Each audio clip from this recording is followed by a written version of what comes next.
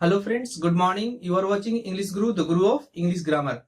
Friends, आज हम आपके लिए लेकर आए हैं best error rules of common error for CGL 2017 के लिए। फ्रेंड्स, यहाँ पे हम इलेबोरेट करेंगे एक कॉमन एरर को। जितने सारे उसमें ग्रामेटिकल मिस्टेक पॉसिबिलिटी जितनी भी बनेगी, मैं सबको यहाँ पे इलेबोरेट करूंगा with rule, with complete detail आपको यहाँ पे मिलेगा। पूरा डिटेल में आपको रूल मिलेगा। तो फ्रेंड्स, चलिए शुरू करते। और शुरू करने से पहले मैं एक बात बताना चाहूंगा कि यदि अभी तक आपने हमारा चैनल को सब्सक्राइब नहीं किया है, अगर आप हमारे चैनल के लिए नए हैं तो please subscribe my channel English गुरु। तो फ्रेंड, चलिए शुरू करते हैं। फ्रेंड्स, देखिए एक यहाँ पे आपके सेंटेंस दिया हुआ है कि इसमें आपको एरर फाइंड आउट करने के आखिर एरर इसमें है कहां। तो फ्रेंड्स, हम चलिए यहाँ पे देखते हुए, the teacher asked the students if every one of them were ready to attend the class on Sunday. Friends, अब देखिए कि अगर हम पीछे से चले तो कहीं आपको एरर जो नजर आ रहा होगा, मैं आपको ध्यान वहां पे दिलाता चलूं। देखिए यहाँ पे संडेज। फ्रेंड्स, कभी आप डेज के नेम में, इट मीन जो डे का नाम होता है, अगर उसमें आप इस लगाते तो उसका मतलब क्या होता है, और साथ ही साथ इसके पहले ऑन प्रीपोजिशन लगा होता है। तो क्या ये सही होता है या गलत होता है? फ्रेंड्स, ये मान लें कि यहाँ पे पुल्लल होगा, इट मीन डेज के नेम को हम वहां पे पुल्लल बना रहे हैं। तो फ्रेंड्स, जब आपको वन प्लस डेज का नाम पुल्लल में होगा और एक याद रखेंगे इन plus months name, months name, ये भी आपके पुल्लल में रहेंगे। फ्रेंड्स, तो इसका मतलब होता है एवरी। याद रखेंगे, ये गलत नहीं होता है, इसका मतलब होता है एवरी। Clear friends? तो ऑन प्लस डेज यानी कि यहाँ पे हमारा कोई गलती नहीं है सेंटेंस में।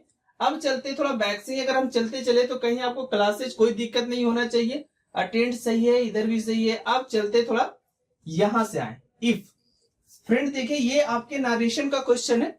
नरेशन में आस्क्ड आता है तो यहाँ पे इफ या वेदर आते हैं आपके कंजक्शन के रूप में। जो पॉजिटिव सेंटेंस में, इट मींस असर्टिव सेंटेंस में डैट आता है, उसके जगह पे जब इंटरोगेटिव आते हैं तब वहां पे इफ या वेदर का यूज करते हैं। तो फ्रेंड्स, इस हिसाब से ये भी हमारा सही हो गया, कोई भी दिक्कत वहां पे नहीं है।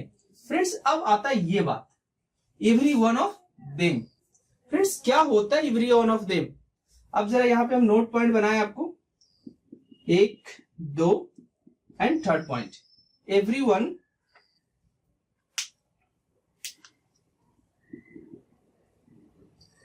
Every one. Friends, one of, either of, साथ ही साथ नाइदर ऑफ। फ्रेंड्स, अब ये चार हम देखेंगे यहाँ पे कि अगर एवरी वन ऑफ लगा हो, वन ऑफ लगा हो, आइदर ऑफ लगा हो और नाइदर ऑफ लगा हो, तो फ्रेंड्स इसके साथ जो कंडीशन बनता है वो क्या बनता है कि नॉन या प्रोनाउन हमारा प्लुरल नंबर में होगा। कौन से नंबर में होगा? हमारा प्लुरल नंबर में। लेकिन जो वर्ब आएंगे वो हमारा सिंगुलर वर्ब होगा। फ्रेंड्स, ये पॉइंट आप याद रखेंगे कि every one of, one of, either of, neither of. Friends, अगर ये आपके आते हैं तो प्लुरल नॉन या प्रोनाउन यहाँ पे आएंगे। इट मींस जो प्रोनाउन होंगे, जनरली हम लोग प्रोनाउन किनको प्लुरल बनाते हैं? दे, वी और एक यू। फ्रेंड्स, ये प्रोनाउन यूज किए जा सकते हैं इसके बाद, और नॉन में जैसे बॉयज, गर्ल्स, पीपल, और जो वर्ब आएंगे वो सिंगुलर आएंगे। यही आपको मेन यहाँ पे देखना है। अगर इसके अकॉर्डिंग हम चले तो हमारा गलती यहाँ पे आपको मिल जाएगा कि बर यहाँ पे गलत दिया गया है। यहाँ पे क्या होना चाहिए? सिंगुलर वर्ब होना चाहिए, that is was. Friend, I hope कि आपको अच्छे से ये स्ट्रक्चर, ये पूरा जो कॉमन एरर है अच्छे से समझ में आ गया होगा कि कहां कहां इसमें आपको एरर मिल सकता है, और एक्चुअली में इस जो गिवन सेंटेंस है इसमें एरर आपको कहां पे हुए। तो देखिए फ्रेंड, अगला क्वेश्चन आपका 2 नंबर कह रहा है कि this photograph was comparatively better than that which he had in his purse, finally no error. Friends, अब इसमें आपको एरर कहां पे मिलेंगे, या पॉइंट देखिए, दिमाग लगाइए कहां पे होंगे। और हम चलते ही लास्ट से अगर हम चलना शुरू करें तो इधर से, आई डोंट थिंक इधर सेंटेंस आपका पास्ट में है, यहाँ पे बाज है, यहाँ पे आपका हैड है। इट मींस दोनों एक तरीके से पास्ट टेंस में, तो कोई दिक्कत, हमारा टेंस का कोई प्रॉब्लम नहीं है। अब चलते, जैसे अगर यहाँ पे हम देख ले, देन कंपैरेटिव डिग्री यूज किया गया है बेटर, तो देन भी कोई दिक्कत नहीं है। अब फ्रेंड्स देखते हैं कि और कोई दिक्कत यहाँ पे है या नहीं है। तो फ्रेंड्स, यहाँ पे एडजेक्टिव से आपका प्रॉब्लम है, ये देखिए आप जरा। Clear friends? अब यहां पे अगर आपका देख ले, यहां पे कंपेरेटिवली या रिलेटिवली, फ्रेंड्स 2 पॉइंट आपको याद रखने हैं यहाँ पे कि अगर कंपेरेटिवली या रिलेटिवली का यूज किया गया हो तो इसके साथ हमारा पॉजिटिव डिग्री का एडजेक्टिव आता है, ना कि कंपेरेटिव डिग्री का एडजेक्टिव आता है। इट मींस यहाँ पे जो बेटर लिखा गया उसके जगह पे होना चाहिए, इसे हटा करके यहाँ पे होना चाहिए था गुड। Clear friends? तो आई होप कि आप समझ में आ गया होगा कि कहीं भी आप कंपेरेटिवली या रिलेटिवली देखें तो आपका दिमाग में ये आना चाहिए कि इसके पास कौन से डिग्री का यूज किया गया है। इट मींस जो एडजेक्टिव है उसका कौन सा डिग्री यूज किया गया, पॉजिटिव, कंपेरेटिव या सुपरलेटिव। तो बस ये चीज आपको ढूंढना होगा, अगर ये दोनों आपको नजर आ जाए तो। फ्रेंड्स चलिए देखें हम अगला क्वेश्चन। तो फ्रेंड्स देखिए ये क्वेश्चन आपका 3 नंबर क्या कर रहा है, had you have helped me in time I would have got success. Friends इसमें जो सबसे ज्यादा प्रॉब्लम आ रहा होगा कि ये क्वेश्चन सेंटेंस है तो यहाँ पे फुल स्टॉप क्यों नहीं हुआ। ये प्रॉब्लम ये आ रहा होगा कि यहाँ पे क्वेश्चन सेंटेंस है तो यहाँ पे फुल स्टॉप क्यों नहीं हुआ। फ्रेंड्स लेकिन गलती इसमें कुछ और है जो आपको यहाँ पे ढूंढना है। फ्रेंड्स ये देखिए वुड हैव प्लस V3 लगा, यहाँ पे हमारा कोई भी दिक्कत नहीं है। फ्रेंड्स इसमें अच्छे से आप समझिएगा कि एरर हमारा कहाँ है। फ्रेंड्स अब ये देखें और इधर से देखें, एक तरफ हैड लगा रखा है, एक तरफ हैव लगा रखा है। फ्रेंड्स अब प्रॉब्लम यहीं पे कहीं है, थोड़ा सा उटपुटांग देखने में लग रहा है कि आपको समझ में नहीं आ रहा होगा कि आखिर ये कौन सा स्ट्रक्चर बेस्ड है यहाँ पे। फ्रेंड्स तो याद रखेंगे कि अगर आपने कंडीशनल स्ट्रक्चर पढ़ा हो, अगर आपने कंडीशनल स्ट्रक्चर पढ़ा हो तो वहां पे 3 तरह के आपके कंडीशनल पढ़ने होते हैं, फर्स्ट, सेकंड और थर्ड कंडीशनल पढ़ने होते हैं।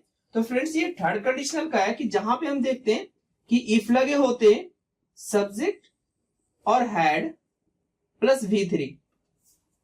Friends if plus subject plus had plus V3, और सेकंड वाला जो पार्ट होता है उसमें होता है subject plus would have plus V3। तो फ्रेंड्स इधर तो हमारा सही है कि वुड हैव प्लस V3 है, कोई दिक्कत नहीं है। लेकिन जो फर्स्ट पार्ट है, फर्स्ट पार्ट में आपको प्रॉब्लम दिख रहा है कि ऐसा कैसे लिख दिया। इसे लिखना चाहिए था if you had helped me, ये स्ट्रक्चर आपका सही हो जाता है। लेकिन फ्रेंड्स ये स्ट्रक्चर भी आपका सही है, अगर हम यहां की बात करें तो ये स्ट्रक्चर भी हमारा सही है। सिर्फ थोड़ा जो कंफ्यूजन हमारा कर रहा है ये है। तो फ्रेंड्स सिर्फ हैव को हटा देंगे, सेंटेंस हमारा सही हो जाएगा। Had you helped me in time I would have got success. यदि आपने समय पे मेरी मदद की होती तो मैं आज सफल हो गया होता। फ्रेंड्स अब देखेंगे, याद जो आपको रखना है कि ये जो इफ प्लस सब्जेक्ट का फॉर्मेट है इसको हम had plus subject plus V3 के रूप में भी लिखते हैं, और ये इफ वाला ही मीनिंग देता है। ऐसा नहीं कि ये क्वेश्चन वाला आपका मीनिंग नहीं देगा, इसका मीनिंग भी वही होगा जो इफ वाले मीनिंग का हो रहा है। तो फ्रेंड्स आई होप कि आप समझ में आ गया होगा कि या तो इफ लगा के लिख दे, कोई दिक्कत नहीं है। इसे हम अगर दूसरे तरीके से लिखे if you had helped me, कोई दिक्कत तो नहीं होगा। फ्रेंड्स अब अगर कुछ भी दिक्कत हो फ्रेंड्स तो कमेंट करना बिल्कुल मत भूलिए, आप कमेंट कीजिए बेशक, जितना मुझसे होता है मैं कमेंट के थ्रू भी आपके जवाब देने की कोशिश करता हूं।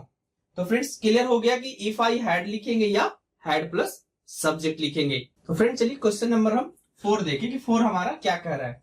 Friends I pleaded with him with a view to convince him of my innocence in this matter। अब फ्रेंड्स इसमें आपका एरर कहाँ है, ज्यादातर लोग यहाँ भी कंफ्यूज हो रहे हैं, 2 बार विद है तो कोई दिक्कत नहीं है, ये अलग है और ये अलग है। फ्रेंड्स इसके अलावा आपको एरर आपको ढूंढने हैं तो हम चलते फिर से पीछे से चलेंगे कि इधर से कुछ एरर तो आई थिंक नजर नहीं आ रहा है। फ्रेंड्स इसमें जो आपको एरर दे दिया गया है वो देखिए, ये 2 प्लस कन्विंस। फ्रेंड्स आपको कुछ फ्रेजेज में आपको यहाँ पे बताने जा रहा हूं, वो फ्रेज आप याद रखेंगे। अगर वो फ्रेज आपको याद है तो ये आप आराम से एरर निकाल लेंगे। अभी तत्काल में कुछ बोल रहे होंगे ऐसे, अगर अभी वीडियो आप देख रहे हैं ये कहेंगे कि सर ये तो सही है 2 प्लस वर्ब 1 होता है। फ्रेंड्स आई टोटली एग्री कि ये 2 प्लस वर्ब 1 होता है, कि जब 2 आएगा तो हमारा वर्ब 1 आएगा। फ्रेंड्स लेकिन यहाँ पे कुछ ऑप्शंस आपके ऐसे होते हैं जहां पे आपको 2 प्लस वर्ब 1 ना आकर के कुछ और आता है। तो देखिए फ्रेंड्स फ्रेज आपकी एक तो यहाँ पे विद अ व्यू टू लिखा हुआ है, ये है look forward to, look forward to, accustomed to,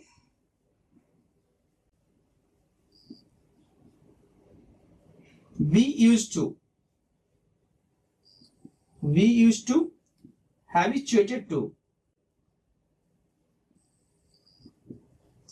friends ऊपर I think with view to मिला करके अगर हम लास्ट में विद व्यू टू भी लिख दें, विद व्यू टू। फ्रेंड्स इतने याद रखने हैं आपको, कितने जब भी आपको फ्रेजेस नजर आएंगे यहां पे हमारा जेरेंड आएगा, ना कि इन्फिनेटिव आएगा। जो ये वर्ब वन आ रहा था उसे इन्फिनेटिव कहते हैं, लेकिन यहाँ पे इन्फिनेटिव ना करके आपका क्या आएगा, जेरेंड आएगा। Look forward to, accustom to, be used to. देखिए फ्रेंड्स यूज्ड टू तो और ज्यादा आपको कंफ्यूज करता है कि I used to go there, सही है, ये पास्ट की हैबिट बताता है। लेकिन फ्रेंड्स जब बी यूज्ड टू यूज करते हैं, बी के बारे में आई थिंक कि सबको पता भी होगा कि बी किसे कहते हैं, am, is, are, was, were. Friends ये आपके बी वाले श्रेणी में आते हैं, ये सब जो हेल्पिंग वर्ब होते हैं वो बी वाले श्रेणी में आते हैं। तो फ्रेंड्स बोल रहा है कि अगर यूज्ड टू के पहले am, is, are, was, were जोड़ दिया जाए, जैसे I am used to reading at night. Friends जब इस तरह के आप यूज करते हैं तो ये प्रेजेंट की क्या बोलते हैं उसे हैबिट को बताता है।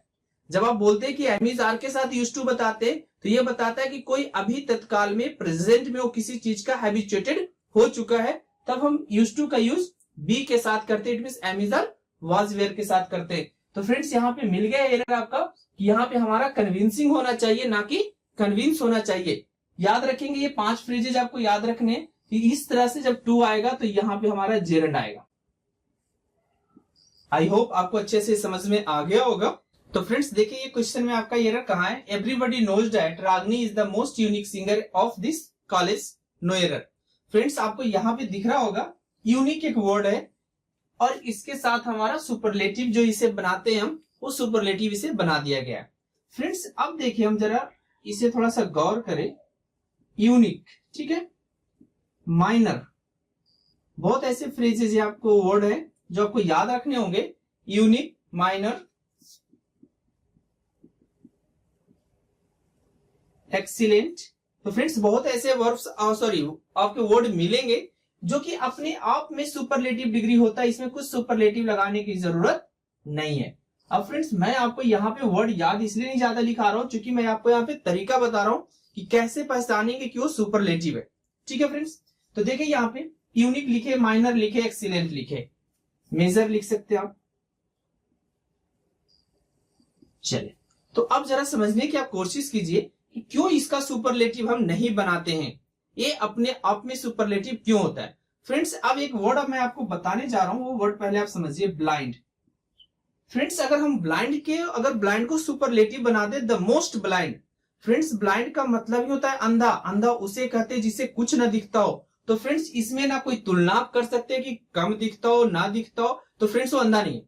अंधा का मतलब है कि वो बिल्कुल अंधा है, उसे कुछ नहीं दिखता है। तो इसलिए ये कहने का मतलब, सुपरलेटिव का मतलब क्या होता है कि वो आखिरी चरण पे है, किसी भी चीज का एकदम हद हो गया, उससे ज्यादा वो अब नहीं हो सकता है। तो फ्रेंड्स एक बेचारा अंधा है जो अब क्या मोस्ट अंधा क्या बनाइएगा या मोर अंधा क्या बनाइएगा, या थोड़ा सा अंधा कम अंधा, तो फ्रेंड्स वो अंधा नहीं होता है, उसे हम बोलते हैं कि वो पार्शियली देखता है, थोड़ा सा दिखता है उसे, तो उसे अंधा नहीं बोलते हैं। अंधा उसे, अब जैसे ट्रायंगल, एक वर्ड ले लीजिए ट्रायंगल। फ्रेंड्स अगर वो ट्रायंगल है तो ये भी सुपरलेटिव अपने आप में, इसको अब क्या बनाइएगा, और फाइनली जिस शेप में, इट मींस जो उसका लास्ट शेप है, लास्ट जो उसका पॉइंट है वहां तक है, तो उसे हम सुपरलेटिव डिग्री जबरदस्ती नहीं बनाते। ये आपका सुपरफ्लुअस के सेक्शन में आ जाता है कि वो मीनिंग अपने आप में रखता है, फिर भी उसको जबरदस्ती करके कुछ वर्ड उसके सामने ऐड कर दिया जाता है। तो फ्रेंड्स उसी तरीके से आपका यूनिक है। यूनिक का मतलब क्या होता है, बिल्कुल सबसे अलग। अब जब यूनिक का मतलब ही है सबसे अलग, तो द मोस्ट लगाने का क्या मतलब है, ये आप खुद सोच सकते हैं। तो फ्रेंड्स वर्ड में यहाँ पे कम लिखा हो, लेकिन वर्ड आप अच्छे से समझ लीजिएगा तो क्लियर हो गया कि आप सुपरलेटिव हम उसका नहीं बनाते जो पहले से ही सुपरलेटिव में होता है। तो यहाँ पे आपका एरर मिल गया कि यूनिक के पहले हमारा द मोस्ट को रिमूव करना पड़ेगा। तो फ्रेंड्स देखिए हम अगला क्वेश्चन आपका कर रहा है, I am sorry to have disturb you, I hope you will not mind me coming to you at this order. Friends ये थोड़ा सा सेंटेंस आई थिंक बहुत कॉम्प्लिकेटेड लग रहा होगा, जगह जगह क्या क्या मिलेंगे हमें, बट आप सही से पढ़ते चले तो कोई भी दिक्कत आपको नहीं आ रहा होगा। Am, have, hope, will, it mean सारा का सारा प्रेजेंट और फ्यूचर में, तो प्रेजेंट और फ्यूचर का कॉम्बिनेशन बनता है, इसलिए टेंस में कोई प्रॉब्लम हमारा नहीं है। अब टेंस से आगे थोड़ा सा इसमें आपको और ज्यादा पढ़ना पड़ेगा कि कहां पे आई थिंक एरर है। फ्रेंड्स अब देखिए सबका ऑब्जेक्ट डिस्टर्ब ऑब्जेक्ट यू है, कोई दिक्कत नहीं। आई hope you will note mind. अब देखिए यहां पे माइंड का ऑब्जेक्ट ये है मी। अब ये देखिए ये क्या है आपका जेरेंड है। फ्रेंड्स जेरेंड बोले माइंड मी कमिंग। अब देखिए फ्रेंड्स माइंड मी कमिंग नहीं होता है, याद रखेंगे कि माइंड अपने साथ क्या लेता है कि माइंड के बाद हमारा पजेसिव केस आता है, पजेसिव सॉरी केस अपना लिख करके लिख दे, पजेसिव एडजेक्टिव आता है, देन आपका जेरेंड आता है। Clear friends? जैसे बोलते would you mind my sitting here, क्या आप बुरा मानेंगे मेरा बैठना यहां? तो सेम तरीके का ये एरर आपको यहां पे दिया गया था कि जो ऑब्जेक्टिव केस है इसे आपको पजेसिव एडजेक्टिव में चेंज करना पड़ेगा। याद रखेंगे कि माइंड के बाद पजेसिव एडजेक्टिव और जेरेंड आ सकता है। इट मींस हम दोनों तरीके से लिख सकते हैं कि माइंड के बाद डायरेक्ट जेरेंड आ जाएगा, या माइंड के बाद हम चाहे तो, चूंकि जेरेंड एक नॉन के इक्वल होता है तो नॉन को क्वालिफाई कराने के लिए हम उसके पहले पजेसिव एडजेक्टिव का यूज कर सकते हैं।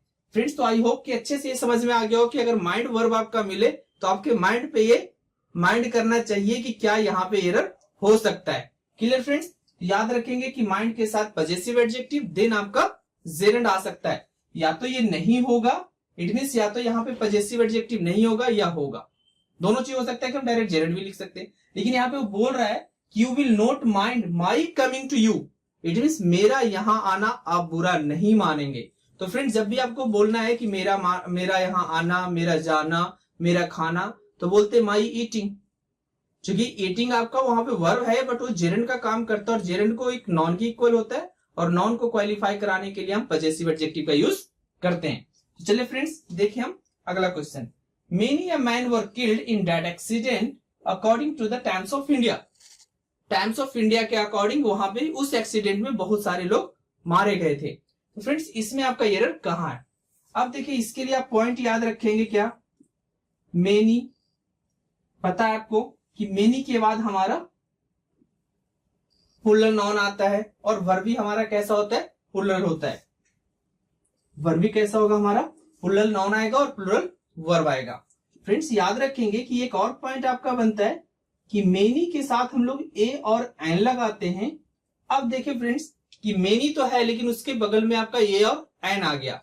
फ्रेंड्स जब ए और एन आ गया तो यहाँ पे कैसा नाउन हो जाएगा, सिंगुलर नाउन हो जाएगा। और जब सिंगुलर नाउन हो जाएगा तो वर्ब हमारा कैसा हो जाएगा, सिंगुलर वर्ब हो जाएगा। तो फ्रेंड्स अब आपको एरर नजर आ रहा होगा कि मेनी अ मैन क्या होगा यहाँ पे, was killed in that accident according to the Times of India. और फ्रेंड्स एक और चीज मैं यहाँ पे अकॉर्डिंग से रिलेटेड बता दूं, अकॉर्डिंग टू से, कि फ्रेंड्स कभी according to me, it means खुद के लिए कभी भी अकॉर्डिंग टू का यूज नहीं करते। आप कहीं भी देख लें, जितने न्यूज आप अगर कमेंट्री वगैरह सुनते, कहीं अकॉर्डिंग टू मी नहीं बोलते। और ये थोड़ा स्पोकन इंग्लिश में चल जाता है, लोग यूज कर लेते हैं, बट अकॉर्डिंग टू ग्रामर ये आपका गलत होता है। इसके लिए हम लोग बोलते हैं इन माई ओपिनियन या टू मी। अकॉर्डिंग टू के जगह पे हम लोग सिर्फ टू का यूज करते, उसका मतलब होता है मेरे अनुसार, मेरा ओपिनियन है। ठीक है फ्रेंड्स, तो याद रखेंगे कि अकॉर्डिंग टू का यूज सेल्फ के लिए नहीं करते, खुद के लिए नहीं करते। अकॉर्डिंग टू यू होता है, अकॉर्डिंग टू हिम होता है, अकॉर्डिंग टू हर होता है, बट टू मी होता है या इन माई ओपिनियन होता है।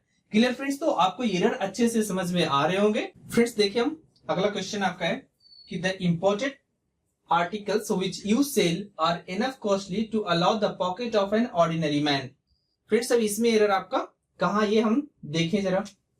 फ्रेंड्स हम शुरू से चले, अगर आर्टिकल्स विच यू वाई, तो यहां से कोई दिक्कत नहीं है, रिलेटिव प्रोनाउन यूज किया गया है। ठीक है फ्रेंड्स इसके लिए, लेकिन यहाँ पे कोई दूसरा सब्जेक्ट आ गया तो इससे कोई रिलेटेड आगे नहीं होगा, और ये जो वर्ब है इससे रिलेटेड है। तो क्लियर है कि यू सेल आर। अब देखिए फ्रेंड्स कैसे कैसे यहाँ पे ऐड किया गया है द इंपोर्टेड आर्टिकल्स। अब इसका जो वर्ब है ये देखें, ये वर्ब इसका है। ये सब चीजें समझना बहुत इजी होता है, और ये जब समझ लेते तो आप अच्छे से पता लगा पाते हैं कि कौन किसके लिए यूज किया गया, किस वर्ब का यूज किसके लिए किया गया, इट मींस उसका सब्जेक्ट कौन है और वर्ब कौन है। अब यहां से देखें the imported articles are enough costly. अब ये वाला पार्ट अभी आप छोड़ दीजिए, अगर इतना अगर आप छोड़ दीजिए, ये वाला which you sell the imported articles are enough costly to allow the pocket of an ordinary man. Friends से बीच में एक सेंटेंस ऐड कर दिया गया, which you sell. It means वो आर्टिकल जो आप बेचते हैं वो सबके बस की बात, एक ऑर्डिनरी आदमी के बस की बात नहीं है। अब फ्रेंड्स एरर कहां है जो देखें हम जरा, ये देखें कॉस्टली और ये देखें एनफ। फ्रेंड्स एनफ के बारे में आपको जानना बहुत जरूरी होगा कि एनफ का यूज हम लोग करते कैसे हैं। फ्रेंड्स अगर कोई नॉन आता है तो उस नॉन को हम एनफ के बाद लिखते हैं, enough wealth, enough sugar, enough कुछ भी अगर आपको नॉन लिखना हो तो एनफ के बाद लिखाएगा। लेकिन फ्रेंड्स अगर वही आपके एडजेक्टिव या एडवर्ब्स आ जाए तो उसके बाद एनफ लिखाता है। देखिए जस्ट अपोजिट होता है नॉन के। इट मीन जब एनफ आएगा और एडजेक्टिव एडवर्ब रहेंगे तो एडजेक्टिव एडवर्ब पहले आ जाते हैं, और अगर नॉन हो तो नॉन एनफ के बाद चला जाता है। तो फ्रेंड्स देखिए यहाँ पे यही गलती कर दिया गया, कॉस्टली के साथ देखिए एनफ कैसे यूज किया गया। तो क्या होना चाहिए कि एनफ कॉस्ट, क्या होना चाहिए sorry, costly enough. It means the imported articles which you sell are costly enough. It means placing ये दोनों की गड़बड़ होगी, सीक्वेंस दोनों का गड़बड़ हो गया, कॉस्टली पहले आएगा और इनफ बाद में आएगा। फ्रेंड्स ये दो पॉइंट आप अच्छे से याद कर लेंगे, कोई दिक्कत आने वाले सेंटेंसेज में आपको नहीं होंगे अगर आप सेंटेंस ध्यान से पढ़ते हैं तो फ्रेंड्स चलिए देखें हम अगला question. When she was returning from college a Rafiyan attacked on her with a dagger. अब फ्रेंड्स इसमें आपको एरर जल्दी नजर आ गया होगा कि कहां है आपका एरर, यहां पे। क्यों? क्योंकि आपको पता होगा कि अटैक जो ऐसा वर्ब है इसके साथ कोई भी प्रीपोजिशन नहीं लगता है, और यहां पे जो ऑन का यूज किया गया ये हमारा गलत है। तो फ्रेंड्स याद रखेंगे कि बहुत ऐसे सेंटेंस, बहुत ऐसे वर्ब्स है जो अपने साथ प्रीपोजिशन नहीं लेते, जैसे ऑर्डर, लोग ऑर्डर के साथ भी ज्यादा यूज करते हैं। इंटर, इंटर के साथ तो सबको पता है कि इंटर के साथ इंटू लगाते हैं और इंटू होता नहीं है। तो फ्रेंड्स ये चीज आपको याद करने होंगे। फिक्स प्रीपोजिशन का भी एक चैप्टर बोल सकते हैं कि फिक्स प्रीपोजिशन का होगा। और फ्रेंड्स देखूंगा मेरे पास अगर पीडीएफ होगा तो मैं जरूर इस वीडियो के नीचे उसका लिंक दे दूंगा, आप उसे आप आसानी से डाउनलोड कर सकते हैं। तो फ्रेंड्स देखिए यहाँ पे कि कहां पे लगता है और कहां पे नहीं लगता है। फिक्स्ड प्रीपोजिशन में भी आप जा सकते हैं या एक्सेप्शन टू द रूल भी आप पढ़ सकते हैं कि प्रीपोजिशन इसमें नहीं लगता है। तो फ्रेंड्स देखेंगे जब हम चैप्टर्स पढ़ाएंगे तब, अभी हम ये सीजीएल के लिए आपको इंपॉर्टेंट जो रूल्स थे वो आपको मैं बता रहा हूं। तो फ्रेंड्स पता हो गया कि अब देखिए अटैक से रिलेटेड कुछ और मैं आपको बताने जा रहा हूं कि फ्रेंड्स जब अटैक आता है तो कोई प्रीपोजिशन नहीं आता है, लेकिन जब इसे नॉन जैसा यूज कर दिया जाए, मेक एन अटैक लिख दिया जाए, याद रखेंगे जब मेक एन अटैक आएगा तो प्रीपोजिशन ऑन का यूज होता है। याद रखेंगे कि मेक के साथ अगर मेक एन अटैक आ गए फ्रेज बन के तो ऑन होता है, make an attack on me. Clear friends? तो फ्रेंड्स देखिए हम सबसे फाइनल क्वेश्चन आपके सामने है कि he is junior than the team leader by only a few months. Friends सबको एरर इसमें आपको पता चल गया होगा। यहाँ पे है कि जूनियर देन नहीं होता है, जूनियर क्या होता है, टू होता है। तो फ्रेंड्स यहाँ पे भी मैं आपको एक ट्रिक बता रहा हूं कि देखिए फ्रेंड्स जब हम क्या करते हैं, जब इंग्लिश के कंपेरेटिव हम सीखते हैं, जैसे गुड का बेटर होता है, इंटेलिजेंट का मोर इंटेलिजेंट होता है, ब्यूटीफुल का मोर ब्यूटीफुल होता है। तो फ्रेंड्स ये देखें कि जब हम बनाते हैं बेटर तो ईआर लगाते हैं, कंपेरेटिव में क्या लगाते हैं, ईआर लगाते हैं, जो इंग्लिश के वर्ड है उसमें। लेकिन फ्रेंड्स ये लैटिन के वर्ड है, याद रखेंगे ये लैटिन वर्ड है और ये कंपेरेटिव होते हैं, लेकिन इनके अंत में ओआर लगा होता है। तो आप ऐसे ही पहचान सकते हैं कि अगर जिस कंपेरेटिव के अंत में ओआर लगा हो, इट मींस ईआर की जगह पे ओआर लगा हो, तो वहां पे देन प्रीपोजिशन ना होकर के टू प्रीपोजिशन आएगा। याद रहेगा फ्रेंड्स कौन गलती और कौन सही होगा। अगर कंपेरेटिव आपका ईआर वाला है तो देन सही होगा, ठीक है। अगर ईआर वाला है तो इसके साथ देन आता है। अगर यही आपका ओआर वाला अगर कंपेरेटिव आ गया, ये आपकी सीडी है कंपेरेटिव डिग्री, अगर ईआर वाले हैं तो देन आएगा प्रीपोजिशन, अगर ओआर वाले कंपेरेटिव है, ठीक है, तो इनके साथ टू प्रीपोजिशन आएगा। जैसे सीनियर होता है, जूनियर होता है, पोस्टीरियर होता है, अल्टीरियर होता है। तो फ्रेंड्स ये सब चीजें आपको याद रखनी है कि ओआर वाले अगर आएंगे तो टू प्रीपोजिशन आएगा और ईआर वाले आएंगे तो आपके देन प्रीपोजिशन होंगे। फ्रेंड्स आई होप कि आपके लिए मैं आपको यहाँ पे 10 रूल बताया, जो कि आई थिंक कि बहुत ही इंपॉर्टेंट था आपके लिए जानना। ग्रामर्स के रूल्स थे ये आपके, कॉमन ईयर के थ्रू मैंने आपको बताया। तो फ्रेंड्स आपको ये वीडियो कैसा लगा हो कमेंट के थ्रू आप हमें जरूर अप्रिशिएट करें, जरूर जवाब दें कि फ्रेंड्स इससे भी मैं आपके लिए बेहतर वीडियो आपके लिए लेकर आऊं। तो फ्रेंड्स आज के लिए बस इतना ही, मिलते हैं हम अगले वीडियो में। तब तक के लिए good bye, thank you for watching English Guru.